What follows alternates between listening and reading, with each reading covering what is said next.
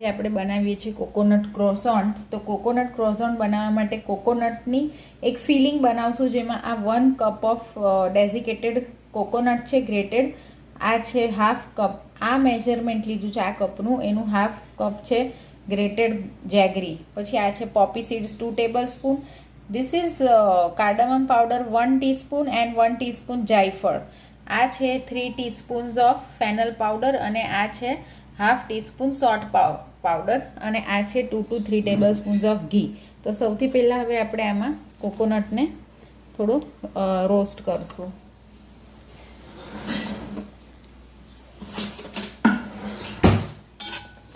લો flame ઉપર. પછી બધી જ જેવું આ રોસ્ટ થઈ જશે 2 મિનિટમાં એટલે જેગરી એડ કરશું. જેગરી થોડું મેલ્ટ થશે એટલે આ બધા જ ઇન્ગ્રીડિયન્ટ્સ એડ કરીને કોકોનટનું એક ફિલિંગ બનાવી દઈશ. ઓકે, જો આ મેં જેગરી પણ અંદર ઇન્કોર્પોરેટ કરી દીધી. જેગરી મેલ્ટ થઈ ગઈ છે. તો આ બધા ઇન્ગ્રીડિયન્ટ્સ મિક્સ કરીને આ કોકોનટ જેગરી મિક્સચર રેડી થઈ ગયું છે. પોપી સીડ્સ અને કાર્ડમમ પાવડર, ફેનલ પાવડર, સોલ્ટ પાવડર અને જાયફળ આ બધું મિક્સ કર્યું અને અમે કોકોનટ મિક્સચર રેડી કરી દીધું છે. Hi, hello. So today I am going to bake coconut croissant for you. So just let's see the ingredients. તમે આને આ ઘઉંનો રેગ્યુલર રોટલી કરવાનો. આ જો આ મેજરિંગ કપ જોશે અને આવી મેજરિંગ સ્પૂન જોશે. ઓકે, ઘઉંનો રેગ્યુલર રોટલી કરવાનો લોટ 1 કપ, મેંદો 1 cup, half cup plus half cup મેંદો, half cup milk, half cup curd. Everything should be at room temperature. 3 teaspoon powdered sugar. પછી આ જોશે આપણને 1 teaspoon baking powder plus 1/4 teaspoon baking powder, 1/4 teaspoon soda, 2 to 3 teaspoons of ghee. મેંદો જોશે થોડોક છીડકવા માટે આવું બ્રશ લેજો જે રોટલી પર અપ્લાય કરવાનું છે. આ છે કોકોનટનું ફિલિંગ, કોકોનટ જેગરીનું ફિલિંગ જે મેં બનાવ્યું છે. તો હવે આપણે અને સોલ્ટ એઝ પર ટેસ્ટ. તો હવે આપણે પ્રોસીડ કરીએ.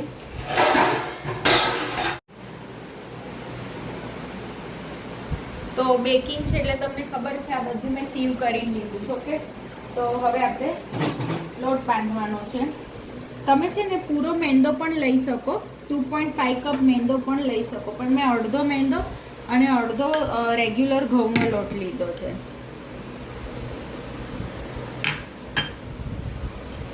Like, share and subscribe my recipes. અઘરી રેસીપી સહેલી કરીને બતાડું છું. જો જેવો તમે બેકિંગ સોડા અને બેકિંગ પાવડર નાખો ને then you should not waste a single minute. Immediately તમારે રોટલી વાળવાની શરૂ કરી દેવી પડે, નહીં તો બેકિંગ સોડા અને એ છે ને બેસી જશે. આ જો ડ્રાય ઇન્ગ્રીડિયન્ટ છે 1/4 teaspoon soda, 1 teaspoon plus 1/4 teaspoon baking powder. પછી નાખું છું હું 3 teaspoons powdered sugar, salt as per taste. બધું ગળું ગળું છે એકદમ. ફિલિંગ પણ ગળું છે. હવે છે ને આ બધું આપણે પહેલાં એકવાર આમ પ્રોપરલી મિલાવી દઈએ અને આને દહીં રૂમ ટેમ્પરેચર વાળું મોળું લેજો.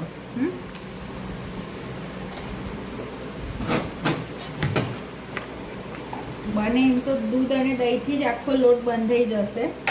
જરૂર પડે તો તમે પાણી એડ કરી શકો, નહીં જરૂર નહીં પડે.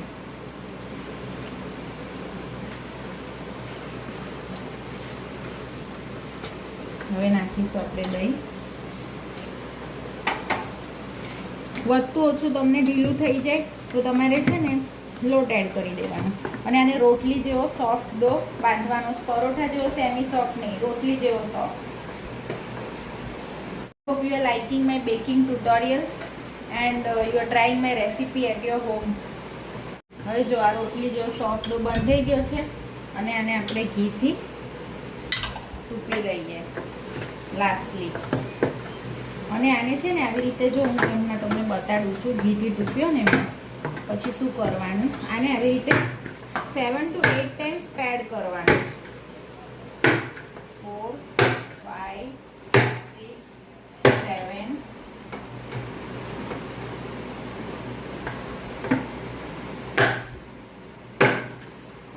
થઈ ગયો લોટ બંધ થઈ ગયો છે. આને રેસ્ટ ન અપાય કારણ કે આમાં બેકિંગ પાવડર ને બેકિંગ સોડા છે.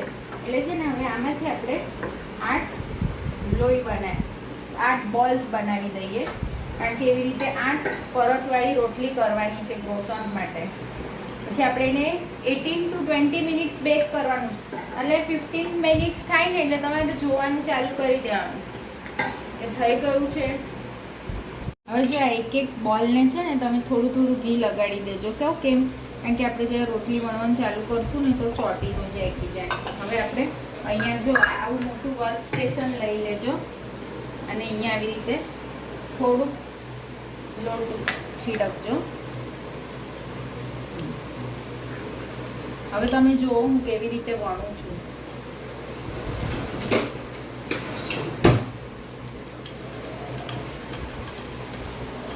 આવી રીતે 8 રોટલીને આપણે પેલા વણીને રાખવાની તઈએ.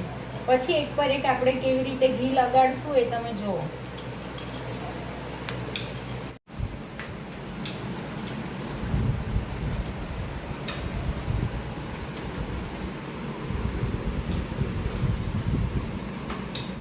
વેરિયસ કાઇન્ડ્સ ઓફ ફિલિંગ પણ કરી શકો.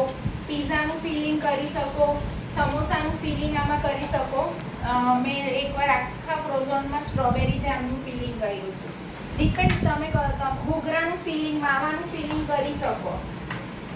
Nutella with chop nuts, choco ચિપ્સનું ફિલિંગ કરી શકો. અલગ અલગ ફિલિંગ્સ તમે કરી શકો છો તમારા ટેસ્ટના હિસાબથી. આવી રીતે આપણે ઘીથી આ બ્રશ કરવાનું અને પછી એના પર લોટ સ્પ્રિંકલ કરવાનો. મેંદાનો, ઘઉંનો કોઈ પણ તમે લઈ શકો. પછી પાછું ઘીથી આને આવી રીતે અને એના પર બધે લોટ સ્પ્રિંકલ કરી દેવાનો. બીજી રોટલી ગોઠવવાની. પાછું એને ઘી. આ થઈ ગઈ 8 રોટલી. હવે આને તમે જેટલી મોટી વણી શકો એટલી મોટી તમારે વણવાની.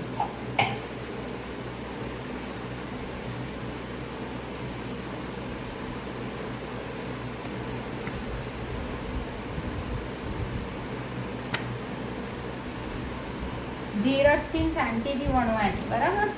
ઉતાવળ કુકિંગમાં કરાય નહીં. એમ તો એક બી વસ્તુમાં ઉતાવળ ન થાય.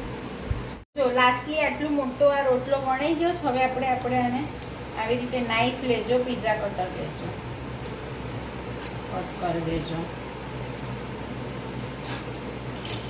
હવે તમારે શું કરવાનું, હરેકની આવી રીતે એજીસમાં, એન્ડમાં એક સ્લીટ મૂકવી જ પડે. એટલે આપણે જે અંદર ફિલિંગ કરીએ ને એ બહાર ન આવી જાય. હવે આના પર આપણે કરશું આનું ફિલિંગ. બધે થોડું ફિલિંગ મૂકી દઈશું. પહેલાં થોડુંક ફિલિંગ મૂકવાનું. ઓવરલોડ ફિલિંગ કરશો તો બહાર આવી જાય. તમે જો ક્રોસોન્ટને કેવી રીતે આમ વાળું છું.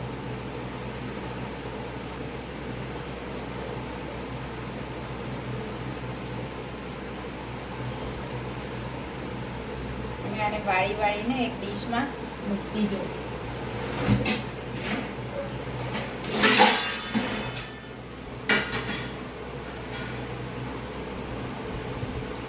અને એને છે ને આમ તમે શેપ આપી દેજો. જો આવી રીતે આમ શેપ દઈ દેજો, બરાબર?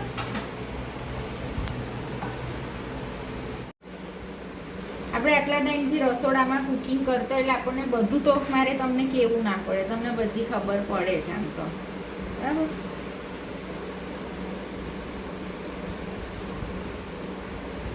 ક્રોઝોનમાં સૌથી સરસ તો છે ને ચોકલેટની ફિલિંગ લાગે છે, પણ ઘરમાં બધાને ચોકલેટ ના ભાવતી હોય અમુક વાર. તો આ છે ક્રોઝોન્ટ અંદર બેક કરવા જાય છે for 15 to 18 minutes or 20 minutes, not more than that. તો આજની નેચરોપેથી ટીપ એ છે કે ઘણા લોકોના હોઠ ફાટેલા જ હોય છે, તો વેસલિન યુઝ કર્યા કરે છે. એનાથી હોઠ કાળા થઈ જાય છે મોસ્ટ ઓફ પીપલના. યા તો કોઈ લિપ બામથી પણ હોઠ કાળા થઈ જાય છે. એના કરતાં રાતના સૂતી વખતે નેવલમાં 1-2 ટીપા ઘીના ચોપડી દેવાના. અને બીજી નેચરોપેથી ટીપ આપણા રસોડાની જ છે કે જો આપણે ક્યારેક દાઝી જઈએ તો આપણે સોફ્રોમાઇસિન યુઝ કરીએ છીએ કે પાણી એવું કંઈક યુઝ કરીએ એના જગ્યા પર ઘઉંનો લોટ તરત ત્યાં અપ્લાય કરી દેવાનો, એટલે તરત જ રૂઝ આવી જાય વિધિન 4 to 5 days. કોરો ઘઉંનો લોટ અપ્લાય કરવાનો, જ્યાં દાજી જઈએ ને ત્યાં કોરો ઘઉંનો રેગ્યુલર લોટ અપ્લાય કરી દેવાનો. ઓકે, ઓવનને મેં 10 મિનિટ્સ પ્રીહીટ કર્યું હતું. પ્રીહીટ કરવું સૌથી ઇમ્પોર્ટન્ટ છે. ઓકે, તો જો 15 મિનિટ્સ થઈ ગઈ છે. મારું આવું ઓવન છે એટલે લાઇટ બ્રાઉન ઇફેક્ટ આવી છે. તમારું જે માઇક્રો હશે એમાં પૂરું બ્રાઉનિશ થઈ જશે, જેવા બાર અવેલેબલ હોય છે એવા. સેકન્ડ મૂકી દઉં, આને પણ 15 મિનિટ હું બેક થવા રાખું છું. બરાબર, ત્યાં હવે આ જેવા ઠંડા થશે ને હું તમને એક કટ કરીને બતાવીશ. ઠંડા મીન્સ એટ રૂમ ટેમ્પરેચર. જેવું રૂમ ટેમ્પરેચર પર આવશે ને એટલે હું તમને એક કટ કરીશ અને બતાડીશ. જો હવે ઠંડા થવા દો, રૂમ ટેમ્પરેચર પર આવે એટલે કટ કરું.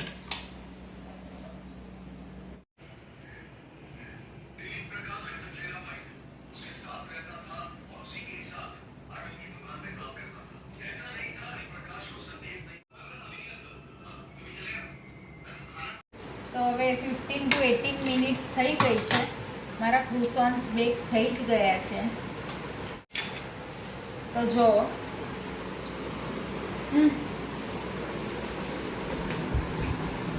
બહુ સરસ સુગંધ સરસ આવે છે. જાયફળ, ઇલાયચી અને સરસ લાગે છે. વરિયાળી પાવડર હોય ને એટલે. એક ફોટો લઈ લે ને.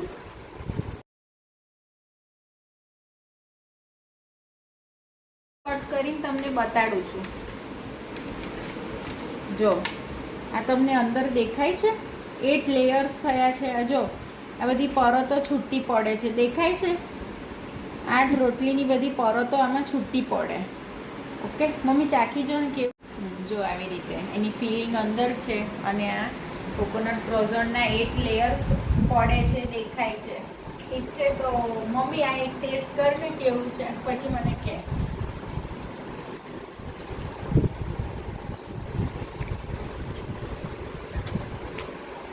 લાજવાબ, જોરદાર. Thank you very much. Okay, so like, share and subscribe my channel. Please don't forget to subscribe it. Okay, bye. Have a nice day.